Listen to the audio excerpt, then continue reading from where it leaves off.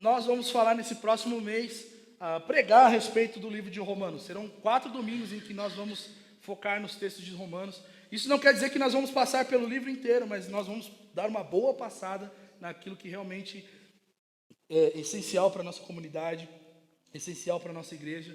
E eu quero encorajar você a não perder nenhum desses domingos, a convidar pessoas a estarem conosco, para que a gente aprenda mais do Senhor sobre essa série, amém? Vamos orar antes da gente começar? Senhor, nós somos gratos pela sua palavra, nós somos gratos pelo seu amor, nós somos gratos pela sua misericórdia sobre nós. Nós pedimos, encha a nossa igreja com sua palavra, Senhor. Encha a nossa igreja com a sua palavra, Senhor. Lava-nos com a sua palavra. Tua palavra é verdade e vida, tua palavra nos santifica. Peço, Deus, que nesses dias nós possamos provar dessa realidade da sua palavra, confrontando, moldando os nossos corações, fazendo com que nós nos voltemos ao Senhor, porque o Senhor está nos chamando a conhecê-lo. E nós queremos provar da sua bondade, de conhecer o Senhor, provar dos beijos da sua palavra, Senhor. Que nesses dias a nossa comunidade venha provar disso, em nome de Jesus. Amém? A carta aos Romanos, ela é escrita por Paulo e é conhecida como parte de uma coletânea de cartas, das cartas de Paulo. Nós temos as cartas da prisão, nós temos as cartas pastorais, e uma das coletâneas das cartas de Paulo seriam as cartas evangélicas. E Paulo escreve a carta aos Romanos, e essa carta faz parte dessa coletânea de cartas que vão, de alguma forma, pincelar meios ou até mesmo expressões do Evangelho. Por isso que ela é conhecida como carta evangélica. A carta consiste justamente em abordar como judeus e gentios podem ser salvos, quais são os critérios e por quais meios a igreja de Jesus é salva. Ela nos ensina a respeito da obra de Cristo, unido nele mesmo, um povo formado por judeus e gentios alcançados pela graça de Deus, e que a partir disso, eles deveriam viver e servir a Deus e uns aos outros em unidade e comunhão, deixando de lado todo o partidarismo, toda divisão que pode ter sido gerado por questões étnicas, sociais e até mesmo níveis de espiritualidade que poderiam ser medidos dentro dessa comunidade. Principalmente os reformadores, Lutero, Calvino, John Knox, eles foram fortemente influenciados pela carta de Romanos para dar o pontapé à realidade da reforma na história da igreja. Nós sabemos que Lutero, por exemplo, quando se deparou com o texto "o justo viverá pela fé", foi dali que ele estralou e falou: peraí, não preciso mais pagar pelo terreno no céu. Eu não preciso mais fazer alguma coisa para ser salvo, porque o justo é justificado pela fé em Cristo, pela obra da cruz. Tanto Agostinho como Lutero, durante as indulgências, como Calvino, na formulação da doutrina da salvação, ou o que nós chamamos que não foi Calvino, mas aí você pode aprender na escola do Cordeiro, mas os 5 pontos do calvinismo estão fortemente embasados na realidade da carta dos Romanos.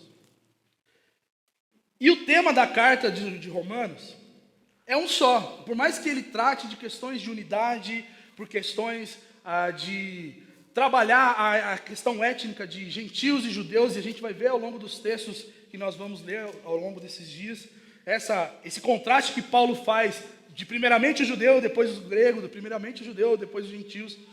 O tema dessa carta consiste em falar a respeito do Evangelho.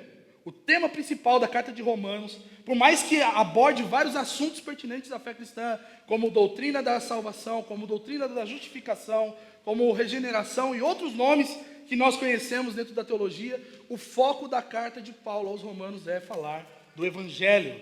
Alguns teólogos vão dizer que ela é considerado o 5º evangelho dentro do Novo Testamento, justamente pela riqueza que Paulo emprega em falar da realidade do evangelho nessa carta.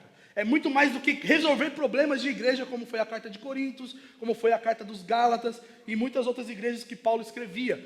Paulo, ele gastou tempo para falar sobre o evangelho. E eu queria que você abrisse sua Bíblia comigo em Romanos capítulo 1.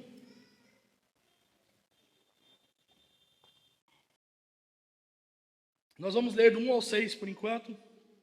Diz assim: Paulo, servo de Jesus Cristo, chamado para ser apóstolo, separado para o evangelho de Deus, que ele antes havia prometido pelos seus profetas nas Escrituras, acerca de seu filho que humanamente nasceu da descendência de Davi, e com poder foi declarado Filho de Deus segundo o Espírito da Santidade, pela ressurreição dentre os mortos, Jesus Cristo nosso Senhor.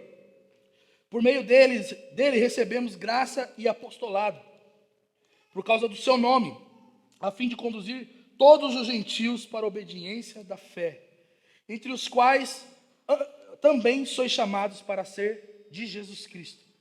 Eu queria que você, nesse momento, gastasse os próximos minutos prestando atenção naquilo que eu vou falar. Evite distrações, evite se movimentar, porque eu acho que vai ser muito importante para a gente continuar as próximas semanas. Paulo, quando ele começa a carta aos Romanos, falando sobre o seu chamado apostólico, ele fala que ele foi separado para o Evangelho de Deus, enfatizando que a história de Deus nos envolve e não começa em nós. A história do plano eterno de Deus já vem de muito tempo atrás, anunciando a realidade de que um dia o Messias viria.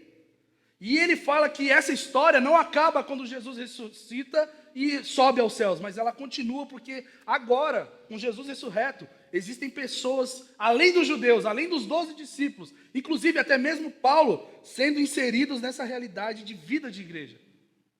Nessa vida que é estar em Cristo.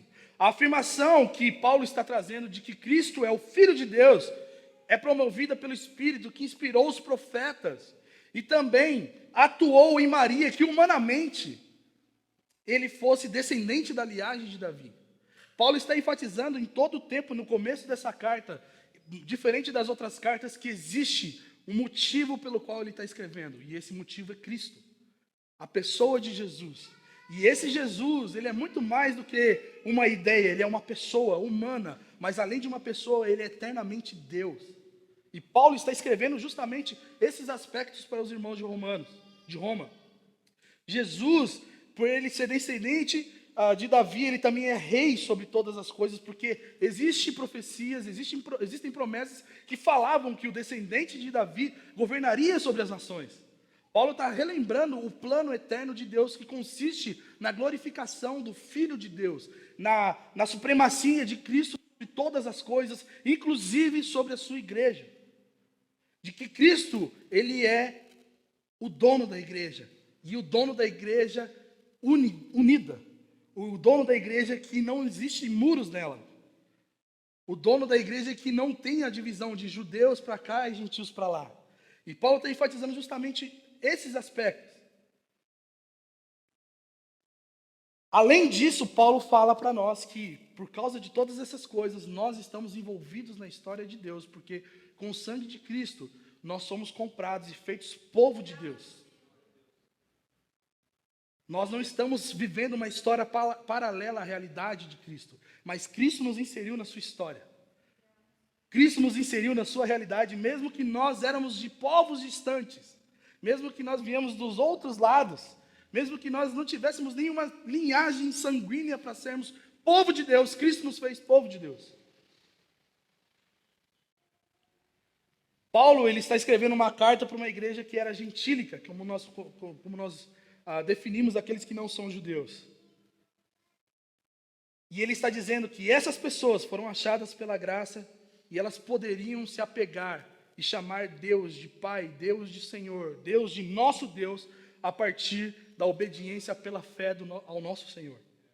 Paulo está se apresentando não somente como um apóstolo, como muitas das outras cartas ele escreve, Paulo apóstolo, Paulo servo de Cristo, mas ele está apresentando a causa do seu apostolado. Por que Paulo foi apóstolo? Por que Paulo foi encontrado por Jesus na estrada de Damasco e Deus separou ele para o apostolado? A ideia é de que Paulo foi separado para o apostolado justamente por causa do evangelho de Jesus ser anunciado aos gentios. O evangelho de Jesus Cristo, Senhor dos judeus, agora ser Senhor também dos gentios. O objetivo de Paulo é justamente afirmar que existe continuidade no plano de Deus que foi predito no Antigo Testamento. Existe continuidade na promessa de Deus de alcançar todos os povos de todas as línguas, de todas as nações. E essa promessa, ela culmina justamente na profecia. Essa profecia, ela se cumpre na pessoa de Jesus Cristo. O maior objetivo do Evangelho não é falar que a sua vida vai mudar, é anunciar que Jesus Cristo é o Filho de Deus poderoso. Ele que é anunciado desde o princípio, desde Gênesis capítulo 3, versículo 15, o que os teólogos chamam de proto-evangelho, a promessa de que viria alguém que esmagaria a cabeça da serpente. Até os dias de hoje, o evangelho consiste no anúncio da pessoa de Jesus. E agora esse evangelho ele é visto por toda a igreja, não somente os gentios, mas não somente pelos judeus, mas também pelos gentios em Roma. E a ressurreição de Cristo para a igreja, que é o que, vamos dizer, que define o start ali da continuidade do ministério de Jesus Cristo na igreja, é mais do que uma declaração de um fato poderoso que aconteceu na vida da igreja e na história do mundo. A ressurreição é a designação de Cristo como supremo que venceu todas as limitações e imposições que o pecado trouxe à humanidade. Ou seja, Jesus ressurreto é muito mais do que um dia que nós comemoramos no calendário litúrgico, mas é a realidade de que porque ele vive, nós temos a certeza de que tudo já foi resolvido na pessoa de Cristo. Todas as coisas que poderiam acontecer na realidade do ser humano por conta do pecado foi consumada na obra de Cristo. Todas as tragédias, todas as lástimas, a gente vai falar um pouco mais sobre isso. Mas Cristo, ele é coroado como supremo sobre todas as coisas, porque o pecado não limitou o poder de Cristo na cruz. Cristo não se limitou à realidade do mal, ele venceu o mal para todo sempre na cruz do Calvário. E toda essa questão de ser o supremo sobre toda a humanidade e vencer sobre o pecado, traz para Jesus o poder e a glória suprema para salvar todas as pessoas que creem nesse evangelho. O que isso quer dizer? Que porque Jesus venceu, porque Jesus ressuscitou dentre os mortos, porque Jesus está vivo, ele pode salvar quem ele quiser e quem crê nele. Paulo foi comissionado para ser apóstolo dos gentios, aquele que vai edificar a igreja no ambiente dos gentios, na cultura gentílica, com contextos totalmente diferentes, com aspectos religiosos totalmente diferentes dos judeus, totalmente diferente da igreja de Jerusalém. E isso a gente vai ler em Atos capítulo 15, o primeiro concílio da igreja, apresentando esses aspectos diferentes que os judeus tinham, diferente dos gentios. E os judeus não podiam negar a graça sendo efetiva na vida dos gentios. Os judeus eles não podiam, e por isso que Paulo ele se levanta como um apóstolo, obedecendo o Messias judeu, amando e crendo que ele é o Salvador esperado para todos os povos, inclusive para os gentios. E é por isso que Paulo, nesse começo de texto, ele fala que Jesus, ele é humanamente o filho de Davi, o Deus eterno. Ele aponta para aspectos da realidade da pessoa de Jesus. E não somente isso, ele fala que ele foi chamado segundo esse evangelho, anunciar a pessoa do Messias para aqueles que não eram povo. Anunciar a pessoa de Jesus como Senhor e Salvador para aqueles que eram distantes. A igreja de Roma, ela deveria ter como base de transformação e esperança e fundamento esse evangelho. Essa realidade de que Paulo estava empregado, Paulo estava comissionado a dizer. Paulo estava se tornando servo, escravo de Jesus, para que os gentios conhecessem Cristo, o Senhor sobre todos os povos, primeiramente dos judeus e depois dos gentios. Paulo também no versículo 8 vai falar sobre o desejo, a partir do versículo 8, o desejo de visitar esses irmãos de Roma. Por quê? Segundo historiadores, Paulo tinha responsabilidade missional, apostólica, sobre os cristãos gentios. E essa responsabilidade consistia em falar, exortar, tanto no sentido de corrigir aquilo que estava errado nessas igrejas, como também encorajar essas igrejas a viverem de maneira santa. E também encorajar a respeito do conhecimento de Deus, para que essas igrejas que estavam sob a responsabilidade de Paulo fossem firmadas no fundamento que é Cristo, e não em outras ideias, não em outros sofismas que aconteceriam ao longo da história da igreja. No versículo 8, Paulo diz que ele é grato. Ele vai dizer assim: dou graças ao meu Deus, por intermédio de Jesus Cristo, por todos vós, pois a vossa fé é anunciada em todo o mundo. A fé que os romanos tinham, ela era testemunhada no mundo todo daquela época. O mais engraçado é que Paulo está escrevendo tudo isso, e ele, sendo apóstolo dos gentios, ele tem todo o cuidado de não ir direto a respeito de problemas, porque Paulo não foi o fundador da igreja de Roma. Paulo, ele estava sendo cauteloso porque ele estava conhecendo aquela igreja, e ele tinha o grande desejo, e por isso que ele fala no versículo 11 e no versículo 14, que ele tem desejo de estar com esses irmãos, porque existia um mover de Deus nessa igreja, existia uma movimentação de fé, um testemunho vivo nessa igreja que Paulo queria conhecer. Mesmo que aquela igreja não nasceu de Paulo, Paulo tinha esse sentimento de responsabilidade, porque eles eram gentios, e Paulo queria conhecê-los. Ele estava impedido de ir para Roma, mas ele escreve essa carta para consolar e cuidar do coração daqueles que se sentiam desamparados pelo grande apóstolo dos gentios. Paulo, ele começa a escrever sobre o evangelho e começa a dizer para eles que isso é maravilhoso e que ele deseja ver os efeitos desse evangelho na vida deles, mas enquanto isso, ele vai escrevendo. E o lindo dessa realidade é que a igreja de Roma era uma igreja que Paulo, ele não conhecia pessoalmente, mas existia afetos de amor, de desejo para que essa igreja crescesse nos dons espirituais e no conhecimento de Deus.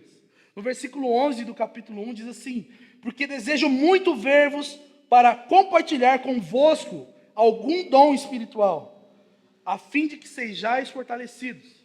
Isto é, para que juntamente convosco eu seja encorajado pela fé mútua, vossa e minha. Ou seja, Paulo tinha uma estima grande, mesmo que aquela igreja não fosse gerada por ele. Ele tinha o desejo de estar com esses irmãos, porque ele sabia que o evangelho estava tocando aquela igreja. O evangelho estava fazendo aquela igreja ser fortalecida. E ele precisava daquilo que aqueles irmãos queriam, aqueles irmãos tinham. E ele estava disposto a cooperar com essa igreja com um dom específico. Alguns vão dizer que esse dom específico que Paulo está falando é justamente o dom evangelístico que Paulo tinha na pregação do evangelho, para justamente atrair mais pessoas para essa igreja e fortalecer ela no conhecimento de Deus. Mas, mais uma vez, Paulo está focado não em cuidar de pessoas ou ter momento de mesa ou ter qualquer outro tipo de distração que não seja a pregação do evangelho. O anunciamento de que Jesus é Senhor sobre todas as coisas. Existe anunciamento? Anunciação? Não sei, agora eu acho que eu cometi um erro grave, né? O anúncio da mensagem do evangelho. O anunciamento foi pesado agora, né? Paulo, em toda a sua vida, ele esteve desejoso, impelido pelo Espírito, pela ideia de ir até Roma. Um de seus sonhos foi sempre visitar Roma e pregar nessa igreja que tinha a fama de uma fé incrível. Só que o que ele iria pregar? O Evangelho. O Evangelho do nosso Senhor Jesus Cristo. Paulo deseja que a sua visita a Roma seja de partilhar dons específicos.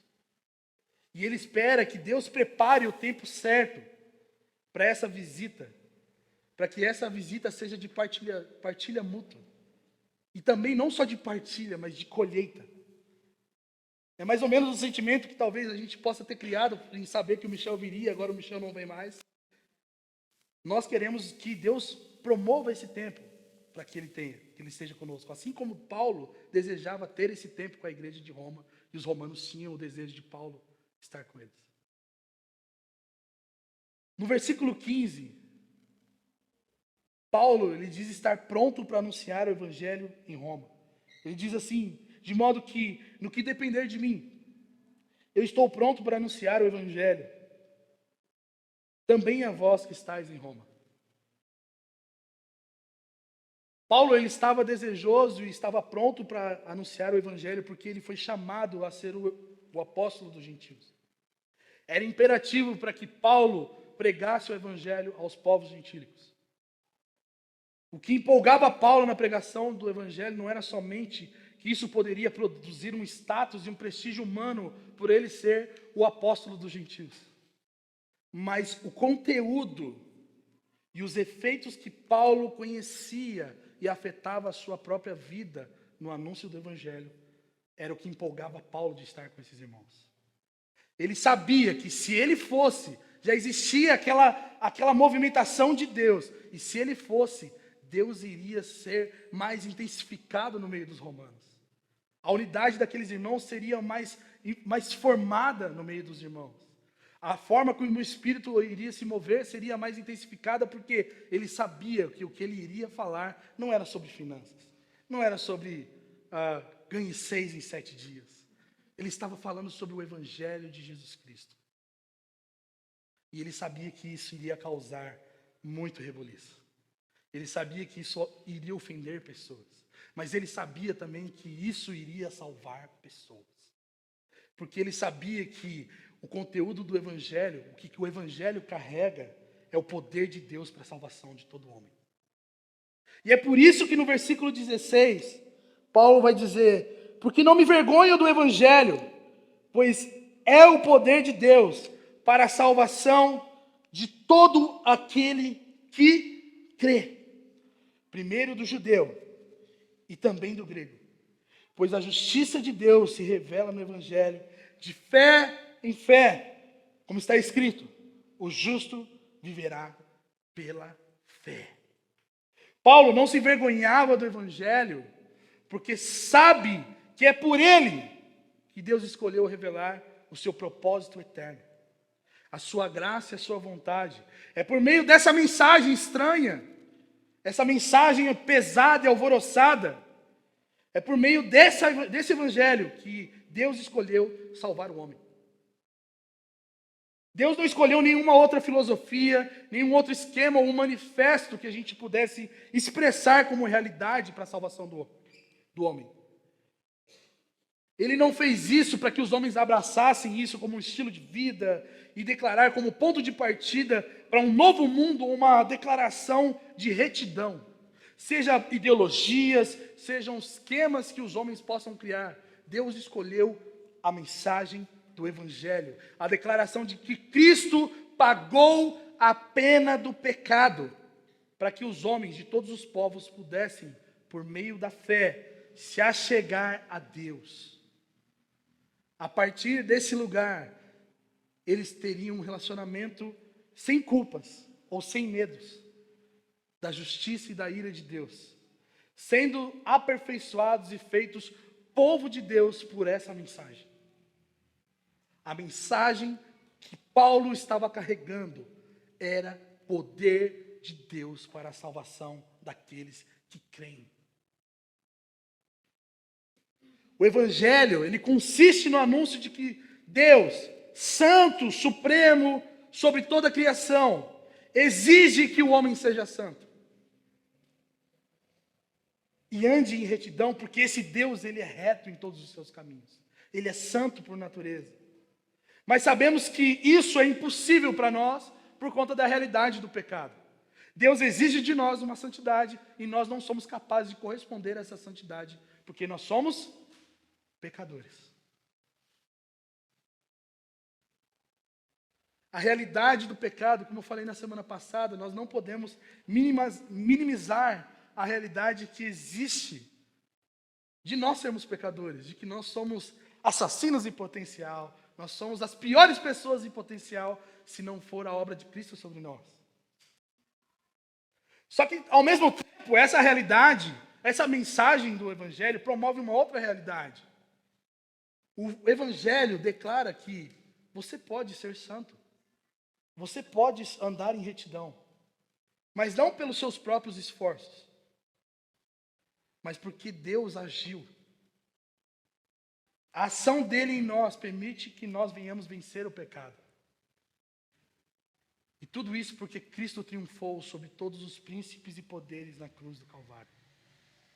Toda a realidade da pessoa de Jesus, ter vencido o pecado, ter vencido a maldade, ter exposto ao ridículo os príncipes e poderes, faz com que nós agora não andemos mais segundo essa realidade, segundo o príncipe dos poderes do ar, segundo a ideia de que nós somos escravos do pecado. Cristo pagou o preço, Cristo pagou a pena que era minha e sua, de sermos condenados à morte eterna, ao inferno, a sermos merecedores da esmagadora ira de Deus. Cristo sofreu isso por nós. Cristo foi esmagado. Ele foi o servo sofredor que pagou com sua própria vida aquilo que nós devíamos a Ele. Não era Cristo que deveria morrer na cruz, amigos. E nós poderíamos ter a joia do tempo para ir e voltar várias vezes. Todas as possíveis mortes que nós dessemos a Deus não seria suficiente para que a ira dele fosse compensada. Eu e você merecíamos a morte de Jesus.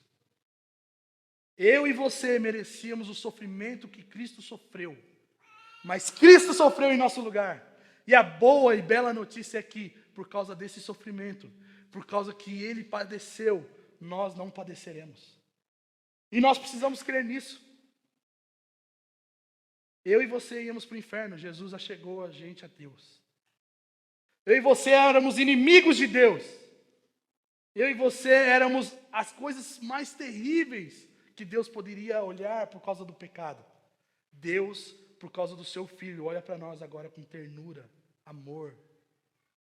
Todas as benéficas que Cristo tem de ser chamado Filho de Deus, agora são partilhadas para nós, porque Jesus pagou o preço e Ele não nos olha mais como escravos do pecado, mas filhos por adoção.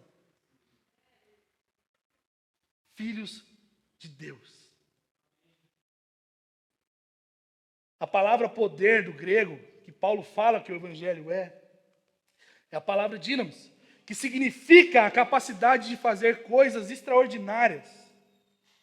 A obra extraordinária do Evangelho é justamente tirar o homem do caminho do inferno e colocar ele na estrada da retidão. Isaías 35 diz que haverá uma estrada em que somente os remidos andarão. Cristo fez com que eu e você nessa sala pudéssemos andar nessa estrada. E isso é poder de Deus. O ordinário é que nós não merecíamos isso. O ordinário era que nós iríamos para o inferno. O extraordinário poder de Deus atuando no Evangelho é trazer nós para a realidade de família de Deus. Esse versículo encontra dois elementos muito importantes. O versículo 16 de Romanos 1. Que ele fala que o Evangelho é poder para gerar salvação. Existe Evangelho e salvação na mesma sentença. Essa declaração enfatiza o que está escrito justamente em Isaías 52, versículo 7, que é o centro da mensagem do Evangelho. Isaías 52, versículo 7 diz assim: como são belos sobre os montes os pés do que anuncia as boas novas, ou o Evangelho, que proclamam a paz, que anunciam coisas boas, que proclamam a salvação, que diz a Sião: o seu Deus reina. O centro da mensagem do Evangelho é essa verdade: o seu Deus reina. O nosso Deus reina. O nosso Deus não foi deposto por ideologias políticas. O nosso Deus não está acovardado porque agora temos um tipo de governo, temos uma guerra acontecendo. O nosso Deus reina.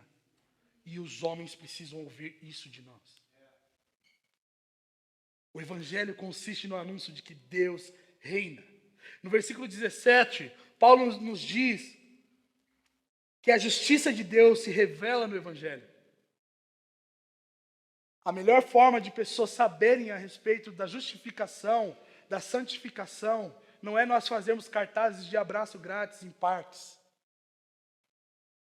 A maior manifestação de amor de Deus, de revelação da justiça de Deus, consiste na pregação do bom e velho evangelho. Nós precisamos sair dessa noite aqui, primeiro, encorajados a amar a Deus, porque esse evangelho nos alcançou. E se você não está entendendo muito bem, eu vou enfatizar. Eu e você éramos dignos da morte de Cristo. Ele te salvou. Ele reina sobre todas as coisas e te chamou para ser filho dele. Se você talvez nessa noite precisa ser encontrado por essa realidade, nós queremos orar por você no final, se for necessário. Mas eu quero dizer para você que essa mensagem de que Deus reina, de que Deus fez o caminho, de que o evangelho é poder de Deus que tira o homem do caminho do inferno para trazer para a caminhada com o Senhor, é isso que nós precisamos falar.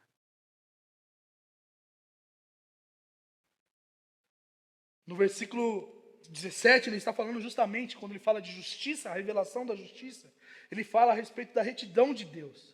E o que Deus espera de nós e nos permite viver está contido no evangelho. A forma que Deus espera que nós venhamos viver está contido na mensagem do evangelho. E a forma como nós devemos anunciar a pessoa de Deus e quem Deus é, também está contida no evangelho. E Paulo vai afirmar para nós que viver essa retidão só é possível por meio da fé. No versículo 17, final ali do versículo 17, na versão fácil de ler, que é uma versão que nós temos, ela vai apresentar o texto da seguinte forma: aquele que pela fé é declarado justo, viverá. A vida eterna, ela não é algo que nós compramos com nossos esforços. Talvez você esteja acostumado em seguir 7 passos para ser uma pessoa feliz, 12 passos para largar as drogas. Talvez você veio aqui e você tem maneiras e tipos de coisas, mecanismos para se santificar. Eu quero dizer para você que existe um mecanismo, e esse mecanismo foi dado por Cristo em nos dar fé para crer no Evangelho. A fé é a única coisa que nós precisamos para termos a consciência e a certeza de que nós somos salvos em Deus. E essa declaração de justos não veio por meio de obras humanas, pelo quanto você se abdicou do pecado essa semana, mas pela realidade de Deus dizer a todas as pessoas que Ele chamou e creram nele, você é justo. Não é obra de homens, não é aquilo que você faz, não são os meios que você utiliza para você andar na linha, é a declaração de Deus dizendo: você é justo. Você é meu e ninguém toma você de mim. Isso é o que faz com que nós andemos em obediência, porque a partir do momento em que nós sabemos que somos povo de Deus, nós precisamos nos submeter a quem? Ao Evangelho, que diz para nós sermos santos como o nosso Pai Celestial é santo. Que diz para nós que nós precisamos mortificar o velho homem, mas não a partir das nossas obras mortas, mas pela ajuda do Espírito morando em nós, nos enchendo, reconhecendo que a obra de Cristo é verdade sobre nós. E andando não segundo mais os nossos desejos, mas o desejo que Deus quer para nós. A vida eterna, a vida que Paulo está falando aqui, o justo viverá pela fé, ele está falando justamente sobre a realidade da vida eterna, sobre a eternidade com Deus. Nós só poderemos desfrutar da vida eterna se nós cremos que Jesus, Ele é nosso Senhor, que Ele morreu pelos nossos pecados e que nós não somos mais achados como homens mortos por conta do pecado, mas vivos por causa do seu Espírito, por causa da sua obra na cruz. A obra da cruz não foi uma história que nós contamos para crianças e elas muitas das vezes esquecem depois quando elas vão para sua casa e vão jogar videogame. A obra da cruz é uma realidade, meus irmãos. E nós precisamos lembrá-la dela todos os dias. Nós precisamos lembrar da obra da cruz todos os nossos cultos. Nós precisamos lembrar da obra da cruz sobre nós todo um momento, porque é a obra da cruz que nos faz aperfeiçoados para Deus.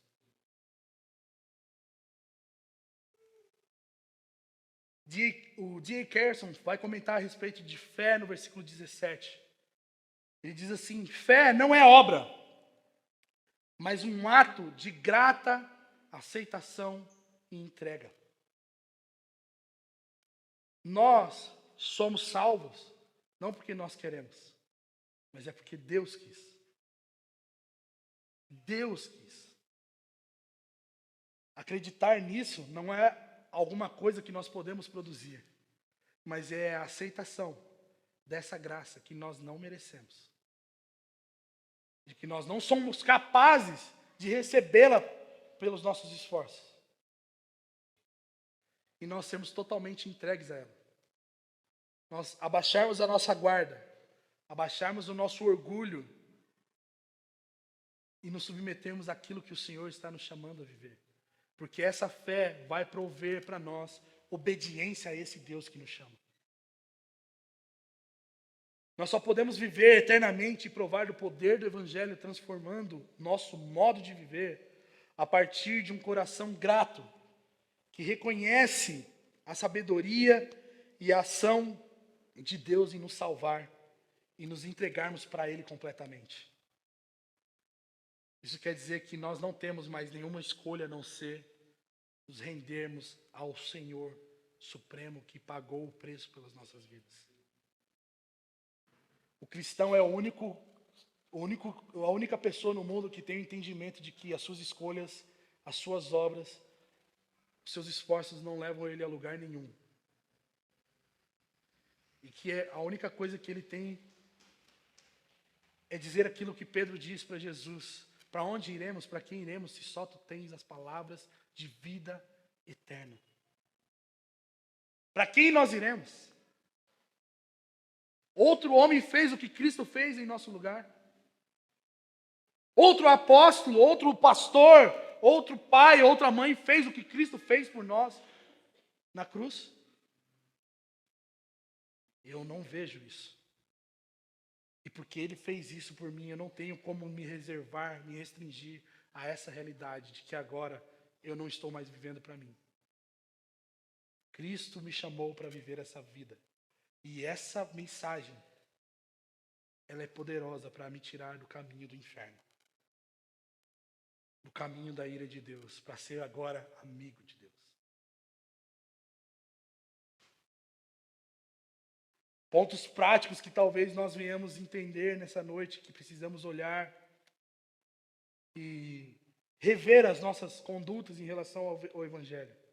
A primeira coisa que nós precisamos ter como ponto principal é de que o Evangelho tem o cerne em uma pessoa, Jesus e mais nada. Jesus é o personagem principal de toda a história de Deus. Jesus é a pessoa principal da mensagem do Evangelho. Jesus e mais alguém, isso deixou de ser Evangelho. Jesus e mais alguma coisa, isso não é Evangelho. Jesus e mais o que você queira acrescentar como estilo de vida, filosofia, o que você queira dizer, isso não é Evangelho. O Evangelho é anúncio da boa nova de Cristo. Todo acréscimo que a gente venha colocar nessa mensagem macula o testemunho de Jesus. Porque a obra de Jesus ela é completa e perfeita e nós não podemos acrescentá-la nada. Ele é o Messias prometido, irmãos.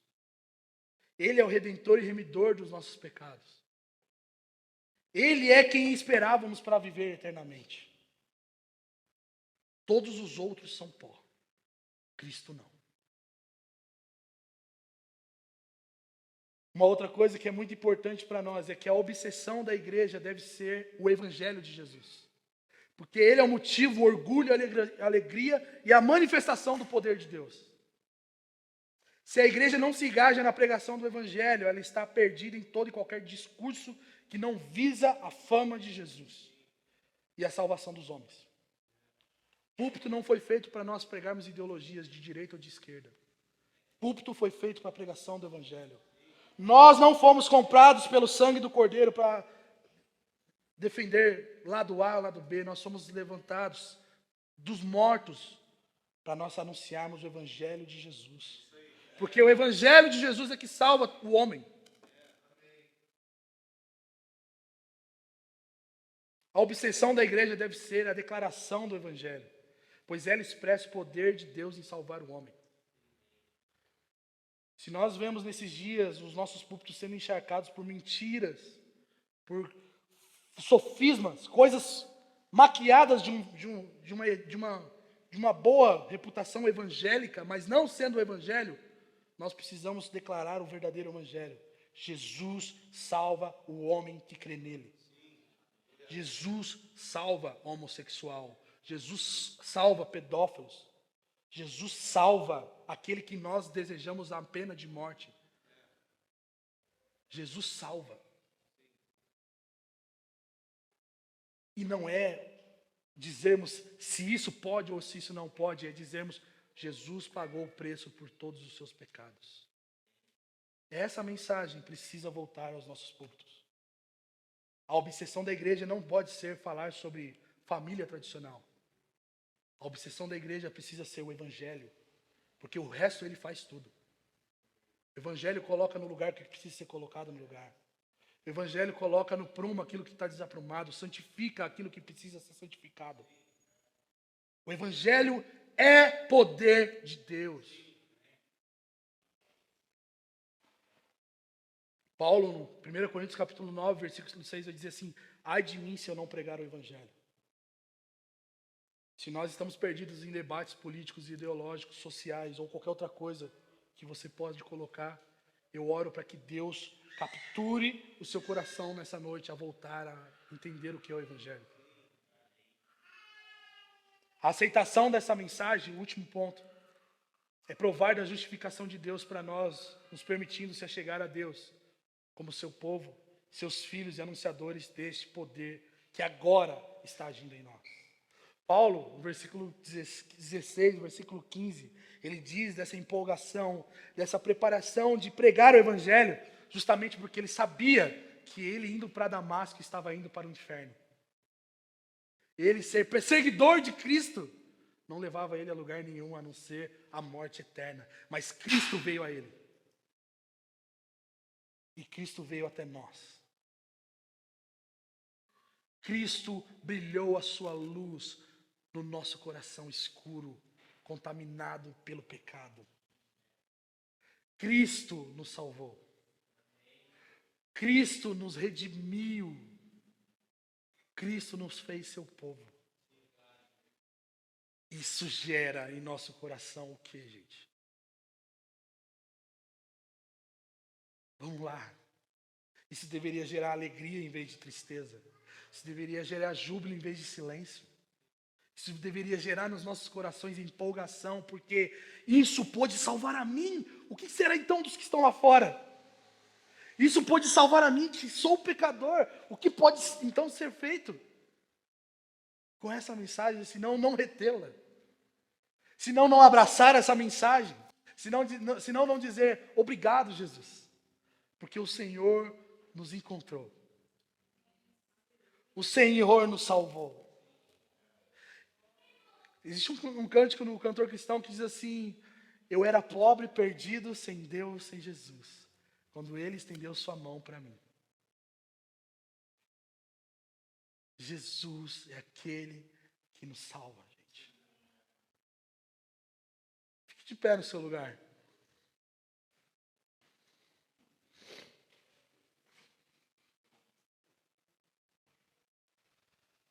Esse evangelho é poderoso, gente.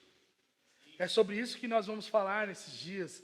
E não somente nesses dias, é sobre isso que nós precisamos estar comprometidos. É sobre o evangelho. Não é sobre métodos. Não é sobre como fazer igreja. É sobre Jesus crucificado, morto, ressurreto, assentado agora à direita do Pai, fazendo para si o seu povo. que Ele comprou desde a eternidade, desde antes da fundação do mundo. Será que você pode agradecer por essa mensagem que te encontrou? O Evangelho é poder de Deus. Ele invadiu a nossa vida, a mesquinha, ordinária, com a mensagem poderosa e nos fez andar em um caminho extraordinário. Nós éramos inimigos de Deus. Inimigos de Deus, gente. O Evangelho é o anúncio de que agora você pode chamar Ele de papai. Você pode chamá-lo de amigo. Você pode entrar na presença de Deus sem medo, sem culpa, porque Cristo pagou o preço pelos seus pecados. Espírito Santo, obrigado, porque você está iluminando os nossos olhos com a mensagem do Evangelho. Pai, eu oro para que nesses dias nós venhamos provar da verdade do Evangelho nas nossas vidas, Senhor. Senhor, que essa mensagem balance as estacas que precisam ser balançadas de uma falsa vida longe do Senhor. Balance, Senhor, tudo aquilo que precisa ser balançado. Que o Evangelho seja realmente a pedra de tropeço e loucura para aqueles que precisam ser, mas que para nós seja poder de Deus para nos salvar. Nós te pedimos, Senhor, venha nos salvar com a mensagem do Evangelho. Purifique a Imagodei, Senhor, com a mensagem do Evangelho. Purifica os nossos caminhos, a forma que nós andamos. Que nós não sejamos esses crentes sem vergonha, Senhor, que vai para o culto de domingo, mas não consegue viver a realidade do Evangelho na segunda, Senhor. Nos livra disso, Senhor. Nos livra disso, Senhor. Nós pedimos o Evangelho penetre nos nossos corações, Senhor. Que nosso coração seja solo fértil para a sua mensagem, Senhor. Para a realidade de que Cristo é Senhor. Senhor, o Senhor Supremo. Aquele que está sentado, cheio de poder e majestade. Aquele que nos abençoou com a amizade de Deus, Senhor. Pai, obrigado por essa noite, porque o seu Evangelho foi pregado, Senhor. E nós pedimos, Evangelho, faça efeito nos nossos corações. Que o Evangelho destrone os falsos ídolos. Que o Evangelho destrone, Senhor, as falsas ideias que nós temos. Que corações se convertam ao Senhor. Que o Senhor seja glorificado, porque nós somos o seu povo e o Senhor é o nosso Deus. E nós sabemos disso pela mensagem do Evangelho. A mensagem do Cristo crucificado, Senhor. Obrigado, Jesus, pelo perdão dos nossos pecados, Senhor. Obrigado, Jesus, porque o Senhor nos encontrou sujos e o Senhor nos purificou para a sua boa obra, Senhor. Nós não merecemos isso, Senhor. Nós não merecemos ser chamados de povo. O Senhor chamou a gente de família de Deus. O Senhor nos chamou, Deus. Nós não fizemos nada para te agradar. O Senhor mesmo quis isso, Deus. Nós somos gratos por isso nessa noite. Nós pedimos, Deus, que o Evangelho seja penetrado nos nossos corações. Que o Evangelho nos guarde de uma falsa ideia sobre Deus. Que o Evangelho faça com que nós vivamos para a glória de Deus. Nós reconhecemos o poder do Evangelho em tudo. E nós não precisamos de mais nada que homens possam oferecer. Porque o Senhor proveu palavras de vida eterna. O Senhor proveu um cordeiro para si. O Senhor proveu tudo para si, Pai. E nós bendizemos o seu nome por isso nessa noite. Bendizemos o seu nome nessa noite, Senhor. Nós bendizemos o seu nome, Senhor. Nós bendizemos o seu nome, Senhor.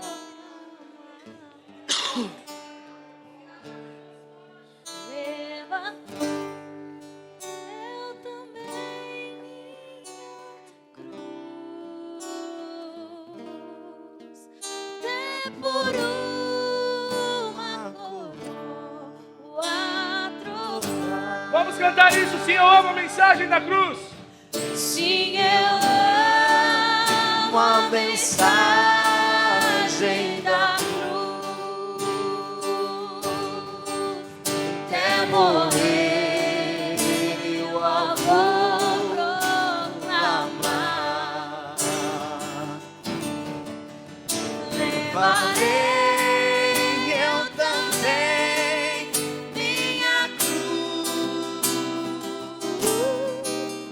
é por uma coroa trocar. No seu lugar, nesse momento, se talvez você nessa noite veio para cá com seu coração pesado, com seu coração cheio de dores, de culpa. Se você não se vê como um filho de Deus, deixe Deus agora ministrar o seu coração. Receba perdão de Deus onde você está agora. Receba a graça de Deus sobre você. Receba amor de Deus sobre você. Receba a ação desse poder de nos transformar filhos de Deus agora. Pai, eu peço que o Senhor se mova nessa sala nesse momento. Se mova nessa sala, Senhor.